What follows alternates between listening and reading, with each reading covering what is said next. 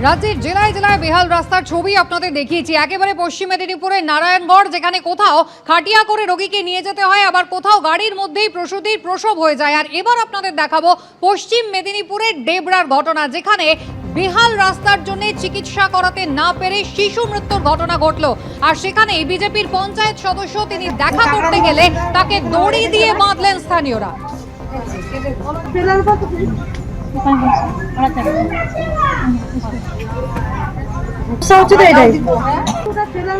বিশ্বজিৎ দাস আমাদের প্রতিনিধি রয়েছেন টেলিফোন লাইনে। বিশ্বজিৎ, পরিবার কি অভিযোগ করছে?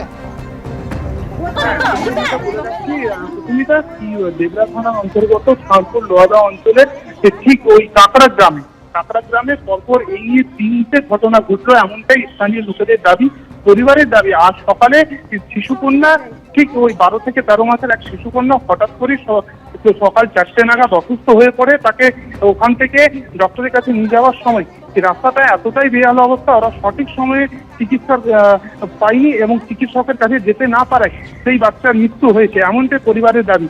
স্থানীয় লোকেরা যেটা বলছে কি এই রাস্তা দীর্ঘদিন ধরে খারাপ হয়ে পড়ে আছে। পরপর এই নিয়ে 3টি ঘটনা এখানে ঘটে গেল 1 মাসের মধ্যে।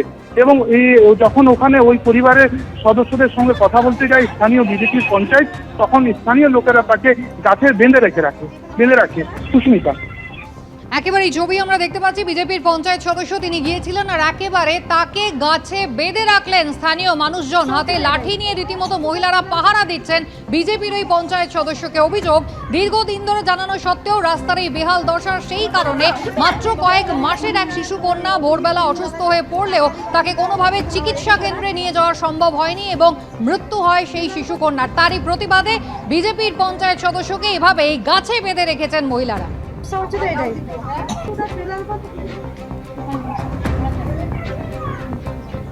ঠিক এর আগে যে ছবি আপনাদের সামনে রেখেছিলাম, বনগাঁর ছবি, জলমগ্ন এলাকা পরিদর্শনে গিয়ে তৃণমূল কংগ্রেস ও স্থানীয়দের বিক্ষোভের মুখে পড়তে হয় বিজেপি বিধায়ক, এবং বনগাঁয় নিজের ওয়ার্ড তৃণমূল কংগ্রেস ও স্থানীয়দের বিক্ষোভের মুখে বিজেপি বিধায়ক অশোক কীর্তনিয়া, তাকে দেখে গো ব্যাক স্লোগান দেওয়া হয়।